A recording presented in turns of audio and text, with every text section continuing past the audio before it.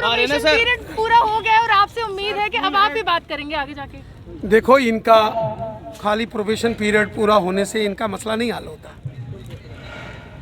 ये रैबरे जो जंगलात हैं, इनको तो रेगुलराइज की पॉलिसी 2-4-5 रोज में निकलने वाली है। ये 5 साल का पीरियड इनका एज पर पॉलिसी पूरा है इनका, लेकिन इनका वो मसला नहीं है। ये पीएचडी स्कॉलर हैं, इन्होंने इंटरनेशनल जर्नल्स इन्होंने 3 लिखे हैं। बिल्कुल सर। ये लड़की पीएचडी स्कॉलर है हमारी अनामिका जी। यहाँ एमफिल पीएचडी लड़कों ने की है, एमएससी फॉरेस्ट्री, बीएससी फॉरेस्ट्री और ये किया है देहरादून, जो एक हमारा फॉरेस्ट रिसर्च इंस्टीट्यूट से इन्होंने ये पढ़ाई की है। इनका ये मामला है रैबरे जंगलात का। अब सरकार तो इनको रेगुलराइज कर रही है। चीफ सेक्रेटरी साहब ने बोला है कि इनका ऑर्डर निकाल देंगे, लेकिन ये चाहते हैं, 332 लोग हैं, भाई बहनें हैं, इनका ये कहना है कि हमें आप सिंपल जो क्लास 4th एम्प्लॉइज के नाते रेगुलराइज हम नहीं होना चाहते। यही बात है जी। जी जी जी। अब मैंने परसों इनके मसले पर मैंने बात की है चीफ सेक्रेटरी साहब से, और आपको याद होगा मैं आपको लेके गया था। ये माजिद साहब हैं, ये अनामिका जी हैं।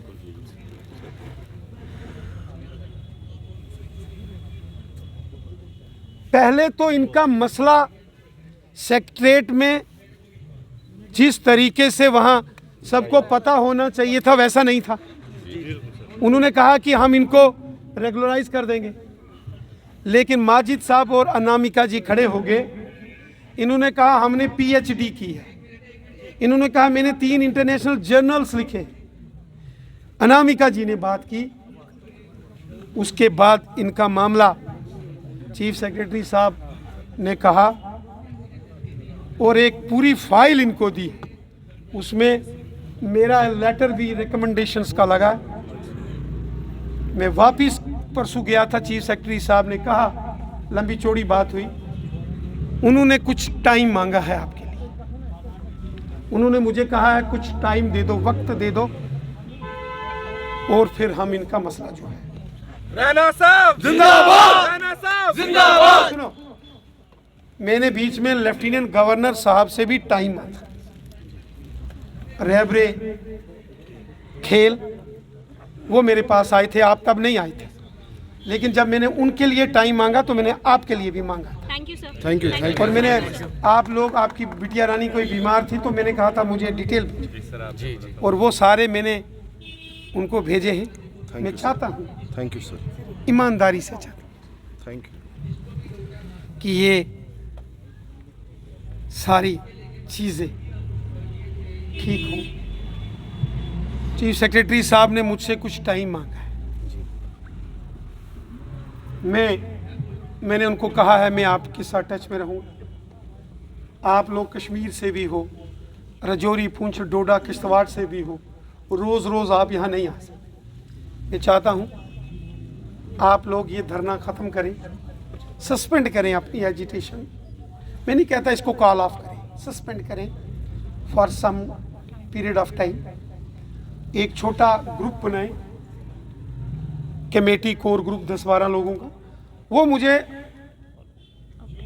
10-15 दिन में फॉलो करते रहें, टच में रहें, ताकि हम लेफ्टिनेंट गवर्नर साहब से बात करके, चीफ सेक्रेटरी साहब ने जो टाइम मांगा है आपके लिए कि मुझे कुछ टाइम दे दो, ताकि हम इसको प्रॉपरली आगे फॉलो अप करके आपका जो पे बैंड का मसला है उसको सेट करके आपको डिग्निफाइड तरीके से फॉरेस्ट डिपार्टमेंट में ऑब्जर्व हो, ये हमारी कोशिश है। और आश्वासन देकर गए हैं, संतुष्ट हैं उनकी बातों से? जी हाँ, क्योंकि यही एक हैं जो हमारे लिए फोरफ्रंट पे आ गए, और एडमिनिस्ट्रेशन जो हमारी सुन नहीं रही थी तो इन्होंने उन तक हमारी बात पहुंचाई। होपफुली जो इनकी एक मीटिंग हुई है सीनियर अथॉरिटीज़ से recently, with just before 24 hours और 30 आवर्स, तो वहाँ पे एक जो हमारी डिमांड वो आज एक्नॉलेज करी गई है वहाँ पे, और इन्होंने आके यहाँ पे सरेआम हमारे साथ सड़क पे बैठ के वो बात कही, तो हम रेस्पेक्ट करते हैं इनके यहाँ आने पे और इनके एफर्ट्स को।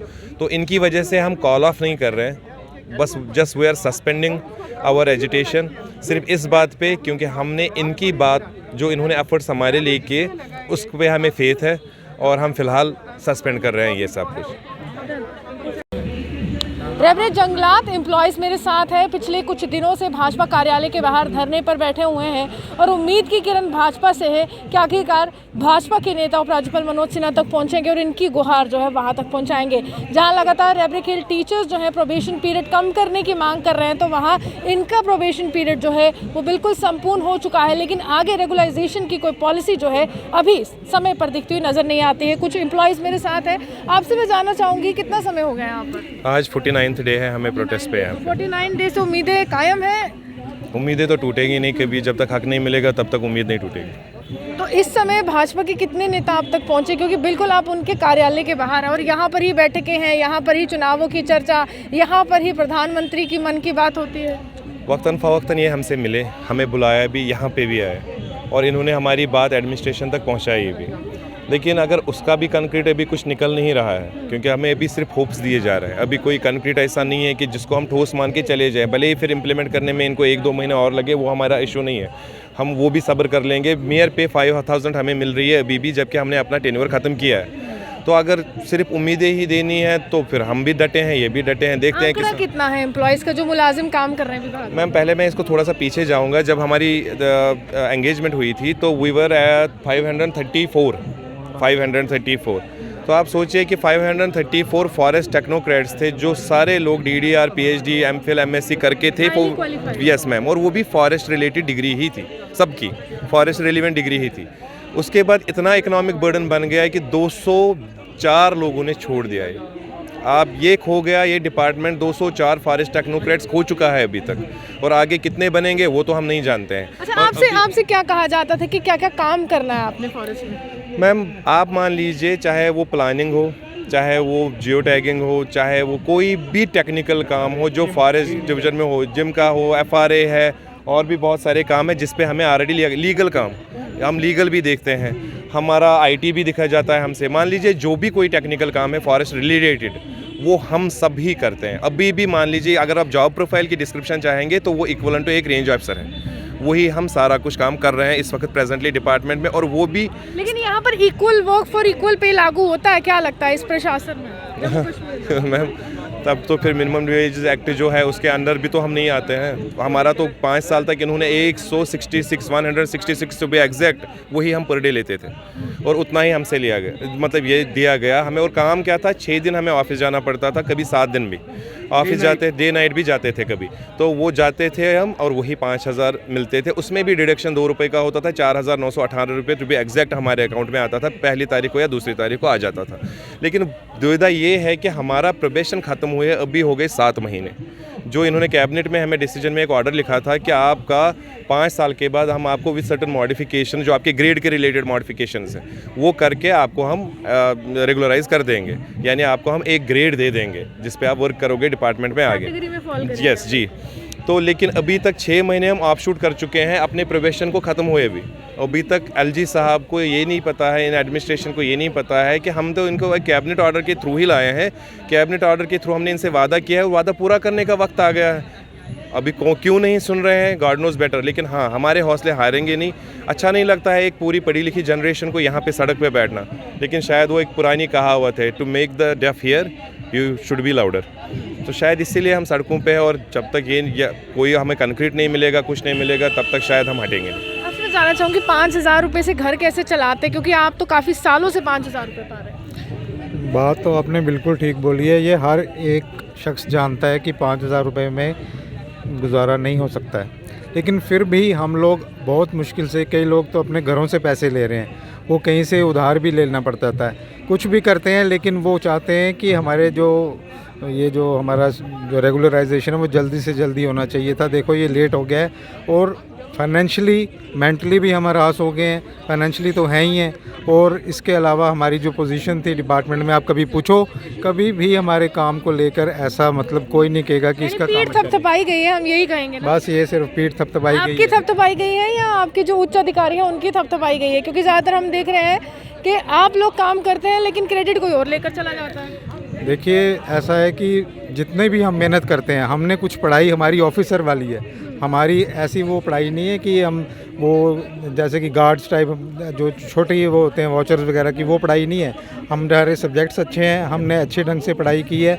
और एक हमारा आप लाइफस्टाइल देख लीजिए, आप सबकी तरफ खुद देख लीजिए हम किस किस फैमिलीज़ को बिलोंग करते हैं। मैं खुद एक बड़ी रिस्पेक्टेड फैमिली से बिलोंग करता हूँ, ये सर काफ़ी रिस्पेक्टेड फैमिली से हैं। हमारे सभी जो डिग्रीज़ हैं आप खुद देखिए, बीएससी फॉरेस्ट्री एक बहुत प्रोफेशनल कोर्स है, एक वैसा कोर्स नहीं है जो कि मुश्किल भी है। और मुश्किल भी है, बड़ी मेहनत से पढ़ना पड़ता है।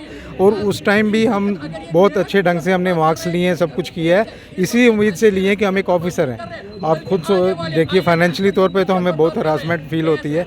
अब हम यही चाहते हैं कि हमारा जल्दी से जल्दी मसला हल किया। आपसे मैं जानना चाहूँगी, रेगुलाइजेशन की मांग को लेकर आप काफ़ी दिनों से यहाँ पर बैठे हैं, जहाँ पर सरकार आनाकानी करती है रेगुलाइजेशन के लिए। आपका तो ऑर्डर है, आप कह रहे कैबिनेट ऑर्डर है, तो परेशानी कहाँ आ रही है? ब्यूरोक्रेट्स आपकी दुविधा को नहीं समझ रहे, परेशानी को नहीं समझ पा रहे हैं। देखिए, परेशानी तो मुझे लग रहा है कि ऐसा है कि जो यूथ है वो पिलर है जो डेमोक्रेसी का और डेवलपमेंट का भी। तो मुझे समझ नहीं आ रहा है where they want our country to go, where they want our state to go. तो 2017 में अपॉइंटमेंट जब हुई थी हमारी, जो जैसा कि हमारे दूसरे कुलीग ने आपसे कहा है कि 202 लड़के 204 लड़के जो है छोड़ चुके हैं। तो आप देखिए, पीएचडी करके एमएससी करके टेक्नोक्रेट जो है छोड़ना, वो लॉस किसका है? ये तो सैलरी मैं कहूँ 500 से 600 रुपये मजदूर पाता है एक दिन में, आपकी तो उनसे भी कम है। जी, वो तो उस उम्मीद पर थी कि जो है 5 साल हमारे, चूँकि इन्होंने जो है 20 साल में कोई पोस्ट जो है एडवर्टाइज हुई नहीं थी, तो हम भी चाहते थे कि नहीं, हमारी जो डिग्रीज़ है वो हमारे देश के काम आए, हमारे स्टेट के काम आए, हमारे डिपार्टमेंट के काम आए। तो वो सेक्रीफाइस हमने किया। हम जो 332 लड़के थे, लेकिन इसी वजह से सेक्रीफाइस किया कि हमने कि चलो अपनी कंट्री, अपने देश को भी जो है। तो सरकार की कितनी योजनाओं को लागू कराने की जिम्मेदारी आप पर आई है? क्योंकि अधिकारियों ने तो कहा होगा। जी। तो बहुत सारी जो है जो असाइनमेंट्स थे, जो बहुत सारे, जैसा कि फॉरेस्ट राइट्स एक्ट का था, वो इम्प्लीमेंट करने में जो रहबरी जंगलात का एक बहुत बड़ा योगदान है। और ग्रीन इंडिया मिशन का जो चला है, ग्रीन इंडिया मिशन, वो आज भी जो है उसको गवर्नर साहब खुद देख रहे हैं, जो ऐसा कि गवर्नर साहब भी है जो हमारे फॉरेस्ट डिपार्टमेंट को देख रहे हैं। तो बायोडाइवर्सिटी का है, पीबीआर पब्लिक बायोडाइवर्सिटी रजिस्टर का है। तो ये सारी चीज़ें जो हैं ये रहबरी जंगलात के ज़रिए में ही पॉसिबल हो रही है। और इस तरीके से फॉरेस्ट राइट एक्ट का है, जो एक बैकबोन है इस वक्त जो है सेटलमेंट का, जो आपका फॉरेस्ट रिलेटेड आपका रहेगा। कोई डेलीगेशन, अभी तो आप भाजपा कार्यालय के बाहर है, हम काफ़ी दिनों से देख रहे हैं, कोई डेलीगेशन एलजी हाउस तक पहुंचा है? जी, एलजी हाउस तक तो कोई डेलीगेशन नहीं पहुंचा, क्योंकि जैसा हमने सुन रहे हैं कि आम आदमी की भी पहुंच वहां तक कहां होगी।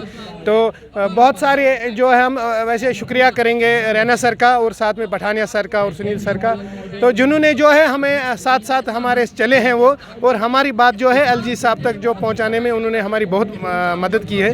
तो उन्हीं के ज़रिए में बात गई है एलजी साहब से। तो उम्मीद है कि एलजी साहब भी जो है, जो इस डिपार्टमेंट को देख रहे हैं, वो समझेंगे कि इस यूथ को हम कैसे जो है हार्वेस्ट करें, इससे देश और जो हमारी स्टेट है उसका कैसे फ़ायदा हो। क्योंकि आए हैं वो यहाँ पर एडमिनिस्ट्रेशन में गुड गवर्नेंस के लिए, तो उम्मीद है कि बैड गवर्नेंस को जो है वो यहाँ पर जो है लागू नहीं करें। और जाने से पहले जो एक दिन जाना ही है उन्हें यहाँ से 2 साल 3 साल 4 साल बाद, तो जाने से पहले वो अपनी एक अच्छी छाप छोड़ के जाएंगे इस स्टेट के लिए, कि इस यूथ के लिए जो है उम्मीद है ऐसी उनसे। तमाम जो यहाँ पर आपको कर्मचारी नजर आ रहे हैं, वो लगातार जम्मू कश्मीर प्रशासन के द्वारा जारी की गई योजनाओं का लाभ जो है लोगों तक पहुँचाते हैं, और तमाम योजनाओं की जिम्मेदारी इन पर रहती है। पीठ भी थपथपाई जाती है, लेकिन प्रोबेशन पीरियड खत्म हुआ है, काफ़ी लंबा समय हो गया है। आखिरकार सवाल ये बहुत बड़ा पैदा होता है कि इन पर जो है नज़र जो है राज्यपाल मनोज सिन्हा के प्रशासन की क्यों नहीं पड़ रही है, क्योंकि ये 300 से ज़्यादा परिवार है जो भाजपा कार्यालय के बाहर इसी तरह से बैठे हैं। उम्मीद की किरण इनमें भी है, लेकिन आखिरकार वो उम्मीद कब पूरी होगी ये देखना दिलचस्प होगा। आप यूँ हमारे साथ बने देखते हुए।